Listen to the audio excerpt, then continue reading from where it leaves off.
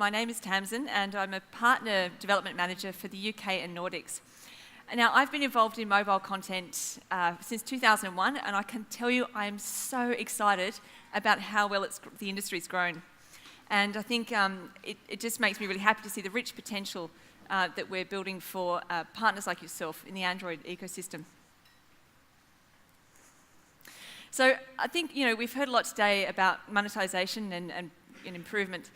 Monetisation is not just about pricing, obviously. I think we've heard today some great tips from people like Ellie and Michael about quality being the cornerstone of success. Things like design, using the platform tools like beta testing and stage rollouts.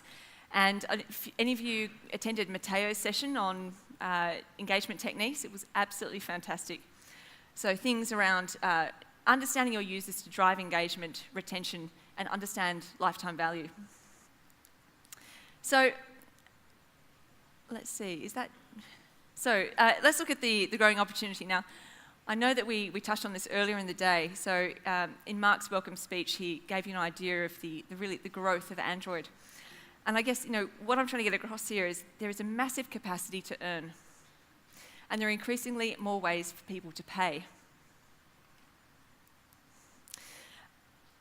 I know we touched on this earlier, but local forms of payment like direct carrier billing, gift cards, and PayPal are opening up new audiences for you to target. And, I've actually seen with my own eyes when we launch a new form of payment in New Zealand, we actually got new users and incremental sales. So we're actually opening up new audiences for you to sell to in New Zealand. They buy content. So we've seen great success to date. We've actually, just a couple of key pointers, we've unlocked the domestic market of Germany. When we launched a new local payment, we saw a 70% growth in year-on-year buyer growth. And one thing I'd like to call out as well is just to show you the capacity of play to earn money. We had 38% year-on-year growth from primarily international sales. So given this increasingly global market, how should you price your quality application? Note, I said quality because you've heard everything today, and I know you're going to go out and implement it. So the global market is ready for your products. Your application is built, you've improved the design, you're using all the platform features. Pricing for globalization is very important, and my esteemed colleague Yoshi, who's getting mic'd up somewhere, is talking after me about Go Global. So he'll tell you more information about other factors on that. But I'd like to start with a few key points on setting and managing your prices. Now, you may say to me, oh, Tamsin, that's common sense.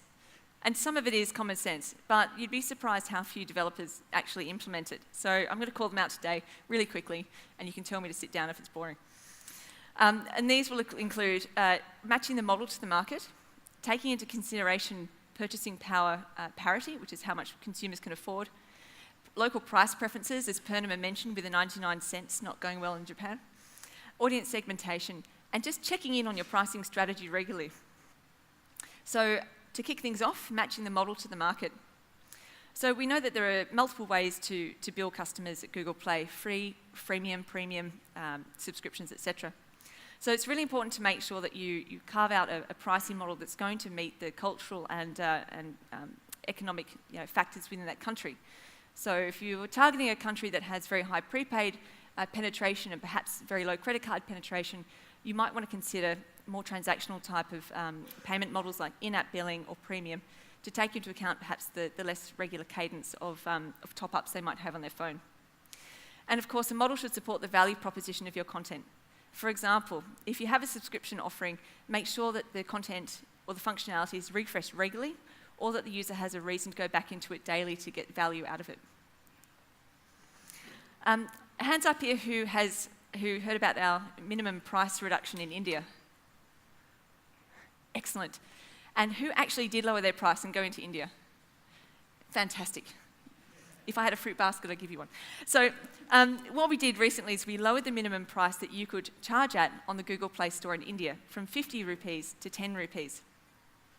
Now, I guess to put it in context, a can of Coke in India costs about 10 rupees, but it costs $1 in the US. So, okay, that's fine. But we know that actually $1 US equals 66 rupees if you take like yesterday's exchange rate. So then hang on a sec, so they're charging 10 rupees in India but 66 rupees in the US. So what we're seeing here is a clear example of Coca-Cola basically pricing to what the market can afford, purchasing power parity. So that's kind of what we were trying to get at, is we know there's a market exchange rate, but there's always a soft consumer price that kind of will get you more conversions. So some results after we launched the minimum price was that after 4 weeks we had 560 titles across 220 developers change their prices for India. So you're one of 220, sir. And as a result, we've seen an 800% increase in revenue. I mean, that's outstanding. And the great thing that we like to point out is, are you based in India or UK or EMEA? UK. So you're one of the 75% of those 220 developers who actually changed their prices for the Indian market. So it's a very international market we're happy to see. One call out I'd like to make is Nova. So Nova do a browser launcher, and they originally were priced at $4.99 USD, which equated to about 325 rupees. That's like 32 cans of Coke. So they took advantage of this offer and they changed their price to, I believe, to 15 rupees. And you can see the impact there. A 136% increase in orders and 27% increase in revenue. So again, a very happy developer. Oh, and it's live, so you can still, if you haven't done it yet and you still want to target India, you should get in there. And we know that many of our top partners are doing their own testing on prices across the world. One amazing learning application did some ABCD tests in the US and Russia recently. And they found that for the USA, they tested 4 different price points, and the optimal one was 23% lower than their original, and that generated them 95% increase in conversion and 52% increase in conversion in ARPU. Similarly for their Russian tests, it was a 12% drop. You can see the stats there. So I guess the caveat here is don't take these price drops as what you should do, because your content is unique and your markets will be the ones you choose. But if you can find a way to test different prices across your markets, we recommend this as a way to find the optimal price to help you increase conversion and gain incremental revenue. Now, again, we touched on this earlier, but so, I'm from Australia. It's probably not New Zealand. And one thing that really annoyed me is I go into the Play Store and I'm, going looking for an app, and I'd find the app fantastic, and it would say, "Oh, you'll be charged $1.16 or $3.74." I'm like, well, I kind of feel like the developer doesn't care about me. So, and we know from what we discussed before that in Japan they prefer whole figures, like 700 yen, not 701 yen. So in the developer console, we actually enable you to customize the prices of your in-app SKUs or premium prices or subscriptions by country. And the great thing about that is you do it once, and then we will, on our side, convert that to the local currency, so that when users see an optimized price and a value offering that works for them, they're more likely to, if they like the content, to make the purchase. And who here attended Matteo's talk about engagement? Excellent. Okay, well, so this may seem a familiar territory, but I just want to touch on it again because it's so important. So we know that users are not homogenous. It's best practice to know who your customers are, what their behaviours are like, and what they'll pay. If you can do this, you can carve out different strategies to help them along the purchase journey. Matteo talked a lot about Google Analytics, but any analytics are important. And really, if you can find a way to differentiate your segments to then identify who are the spenders and who are the non-spenders, who are in the engaged and who are the not engaged, and then present them different offers, we've seen good success. So Wish, for example, used a system, and for those of you who went in Matteo's speech, Wish basically created different product offers, so cheaper offers for less engaged users and more expensive product offers for the more engaged, and saw a 10% increase in conversion. Anyone sell to Russia here? a few. So you're probably familiar with this, this graph, but essentially one of the last best practice pricing initiatives is really to check in on your pricing regularly. For example, if a developer set their price in 2001, in February, 2014, February 1st, and didn't change it for a year, they would have seen their gross revenue from Russia nearly halve because of the Forex changes. So we recommend going in and checking your pricing regularly so you can see where you are versus your competitors and versus exchange rate fluctuations. So we've just touched on all the best practices, and I'm running slightly late, so I'm going to continue on.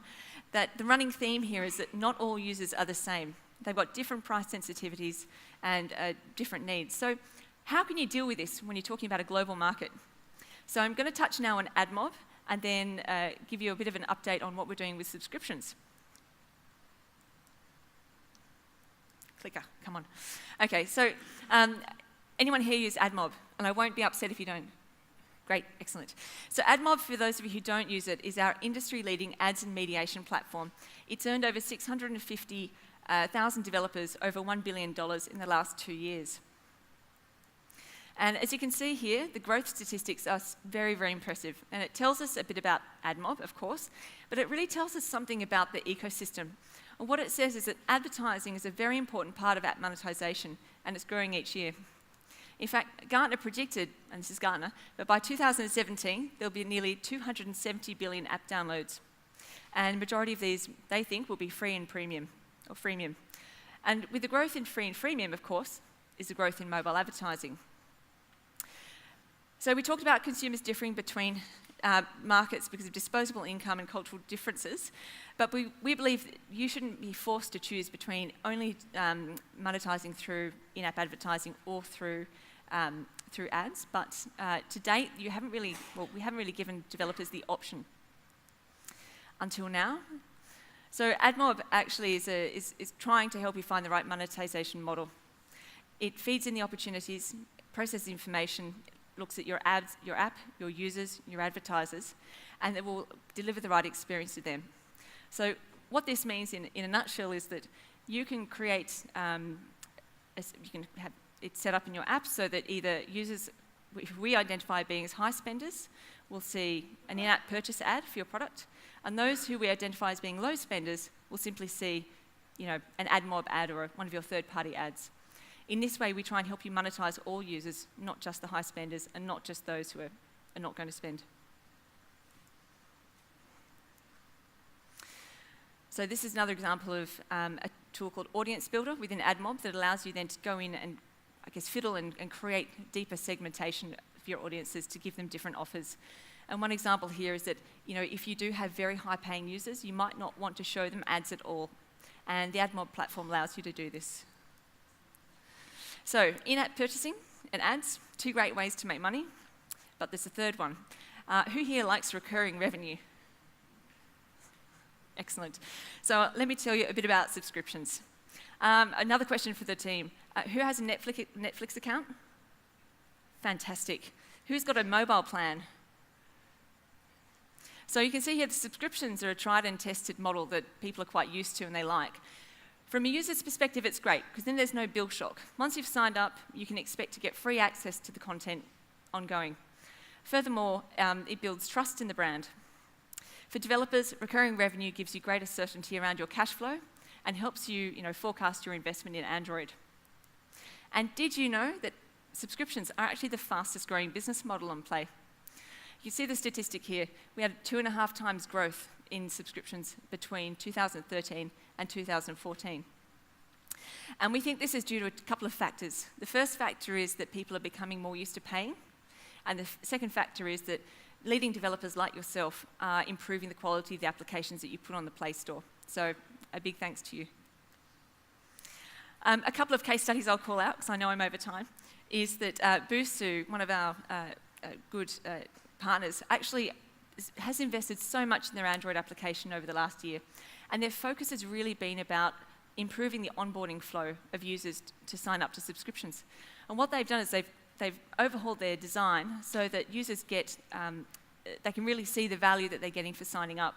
So there's a large portion of free, and then it's a graduated call to action. New York Times, I have to say this, it's fantastic, but they were using a paywall and moved across to Google Play billing, and they actually reduced their sign-up flow from 2 minutes to 3 seconds. And this speed of sign-up has been due to the fact that all the customers signing up already had a payment, form of payment on the Play Store. And that resulted in a 125% increase in subscription conversion. So there's heaps of functionality to build a successful subscription business. There's grace periods to help people who maybe run out of, there might be a prepaid top-up and their DCB, direct carrier billing, doesn't work, or it might be someone who simply has not paid their credit card bill. So with grace periods, you can give them a chance to fix their form of payment without cancelling their subscription, which works for the user and also works for you because you've got less churn. Goodwill credits are really great for rewarding people who've done a good, customers giving you good feedback. And upgrades and downgrades are one way to, again, ease people up the purchase or ARPU journey. And of course, this is the one slide I was really keen to share with you today, but I'm really, really, really pleased to announce that as of tomorrow, we'll be launching quarterly and 6-monthly subscription periods.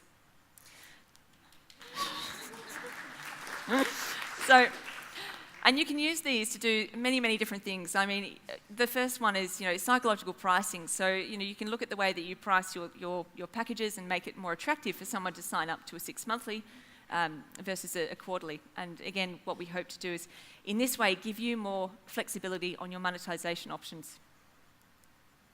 So, thank you very much. I'm sorry I went over, but I just want to touch on the wrap-up, which is, number one, Google Play is a growing market, and I think we've touched on that many times today.